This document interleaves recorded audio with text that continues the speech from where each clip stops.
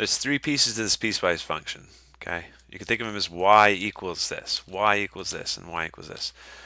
The only difference is that we don't graph all three of those all over the place. We only graph y equals negative 3 minus x when x is less than 0. So here's where x equals 0. Here's x equals negative 1, negative 2, negative 3. We're going to graph this graph all over this place.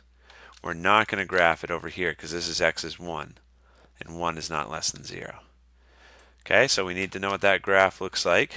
That's a line with a slope of negative 1 and a y-intercept of negative 3. So that means this line starts at negative 3 on the y-axis, and then you could go down one to the right one, down one to the right one, or you could go up one to the left one, up one to the left one. Okay, so up one to the left one puts us here, up one to the left one puts us here. So this is a graph of that line, and it's a closed dot because of this symbol right here. Okay, then the graph changes to just 1. This is y equals 1.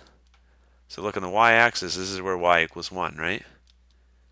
But this is also where y equals 1. This is where y equals 1. It's a horizontal line through here. But we don't draw it all the way across because it tells us only to draw this line when x is between 0 and 1. So here's 1 on my x-axis. I'm drawing my horizontal line from 0 to 1, and I'm starting and stopping them with open circles because it doesn't have this symbol underneath. Okay, so that's that graph. And then x squared, when x is greater than or equal to 1. Here's what x squared usually looks like, but we're only supposed to graph it when x is greater than 1.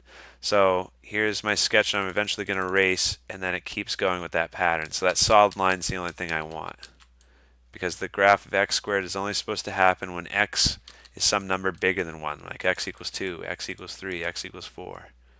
There's our sketch.